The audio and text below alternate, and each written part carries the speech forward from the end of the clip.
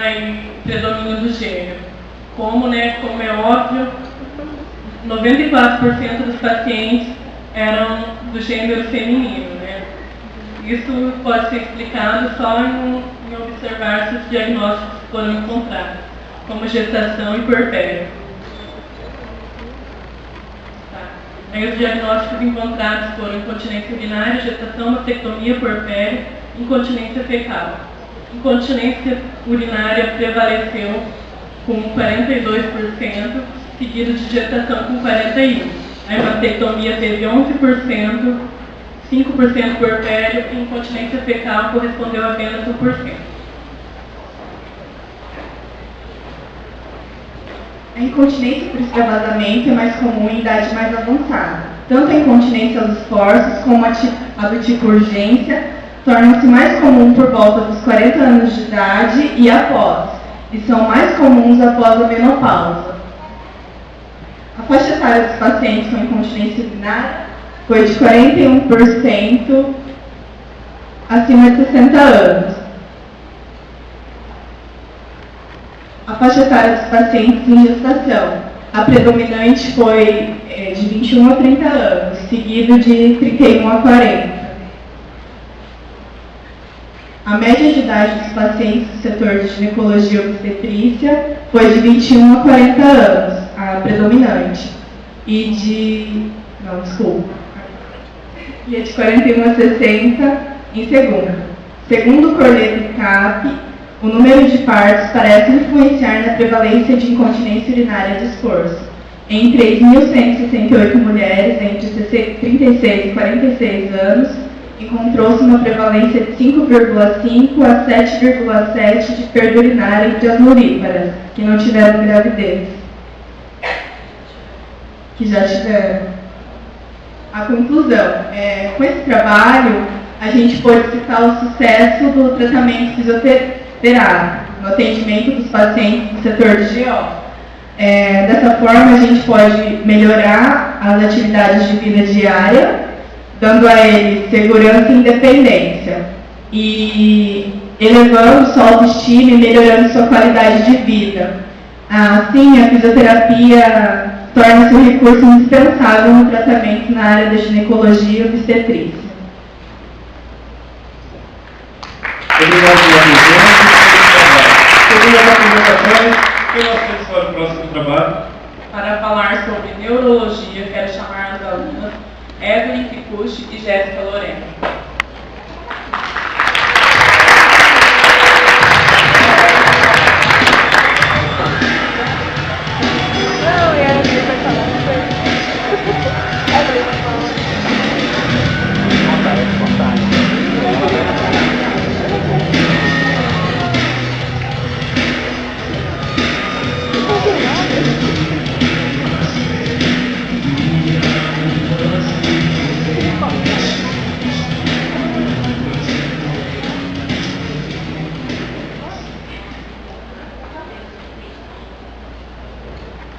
Boa noite. O nosso grupo vai falar sobre as neuropatologias mais abordadas na clínica de fisioterapia dos seres humanos. Os sistemas nervosos periféricos e centrais consistem de neurônios que proporcionam linhas de comunicação e um meio de integração das informações. Permitem que o corpo se movimente e interaja no ambiente de modo significativo e controlado. O setor de neurologia é sobrecarregado com grandes números de técnicas semiológicas em período de tempo muito curto e acaba ficando com a impressão de que o exame neurológico é muito demorado e complexo.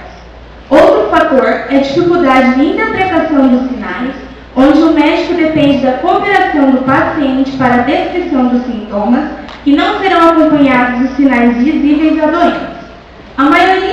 A primeira etapa da consulta consiste em obter a confiança e a compreensão do paciente e fazê-lo compreender a importância do exame. A maneira com que o paciente relata a história de sua doença pode revelar confusão ou incoerência no raciocínio, comprometimento da memória ou da capacidade de discernimento ou dificuldade para compreender ou expressar ideias.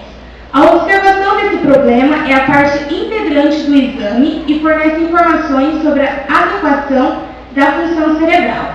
O médico deve aprender como obter esse tipo de informação sem embaraçar o paciente. O restante do exame neurológico deve ser realizado como a última parte do exame físico geral, começando por um exame dos nervos cranianos, pescoço e tronco, passando para o teste das funções motoras, reflexos e sensoriais dos membros superiores e inferiores. O objetivo tem como o estudo analisar e discutir os principais fatores de risco e ocorrência de cada patologia apresentada na literatura e confirmar com os dados observados na análise de prontuários.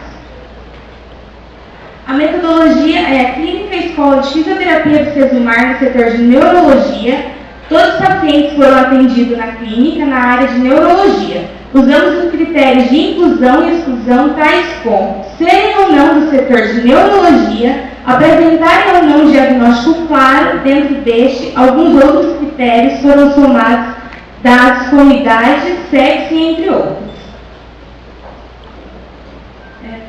Através dos resultados que obtivemos, com base nos dados coletados dos pacientes do setor de neurologia, atendidos na Clínica de Fisioterapia do Sesumar, durante o período de 2003 e 2009, observamos que, em termos de gênero, a doença desse setor atinge mais os homens, com 61%. Já pela faixa etária, as pessoas entre 46 e 70 anos são as mais atingidas, com 67% dos casos.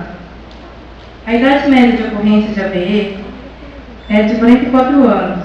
Observando a faixa etária mais relevante e a média de idade de maior ocorrência de AVE, percebe-se que atinge a população com idade que varia entre economicamente ativo para os de idade avançada.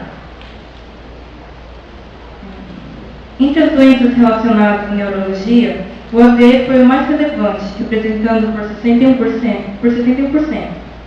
Em seguida, o traumatismo craniano, com 6%. Traumatismo craniano encefálico, com 60%.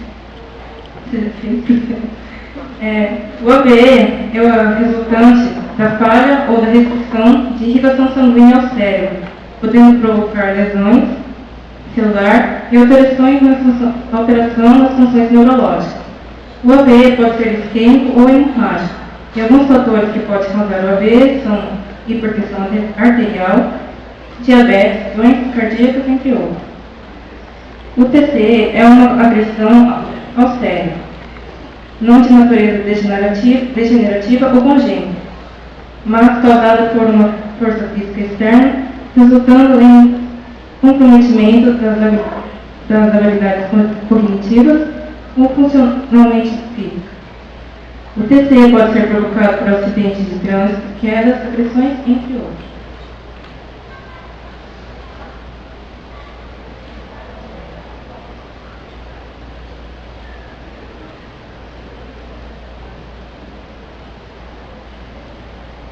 Na literatura, encontramos que o tabagismo pode aumentar até 2 vezes os riscos de AVE. O tabagismo contribui independentemente para a incidência de AVE, com maior risco para a hemorragia.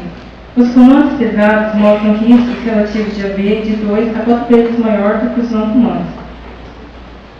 Na nossa pesquisa, observamos que 15% dos pacientes atendidos eram tabagistas e 14% ex-tabagistas. Após a ocorrência de uma neuropatologia, o paciente pode apresentar algumas sequelas. Cerca de 40 a 50% deles que sofrem AVE morrem após 6 meses. A maioria exibirá deficiências neurológicas e incapacidades residuais significativas. A permanência de sequelas incapacitantes, impondo aos pacientes limitações motoras, sensitivas, sensoriais, entre outros, podem alterar a dinâmica de vida dessas pessoas, tornando-as dependentes para a execução de algumas tarefas. Dos prontuários analisados nessa pesquisa, 30% dos pacientes eram totalmente dependentes de cadeira de roda, 70% eram não cadeirantes, porém dentro desse total, 16% dos pacientes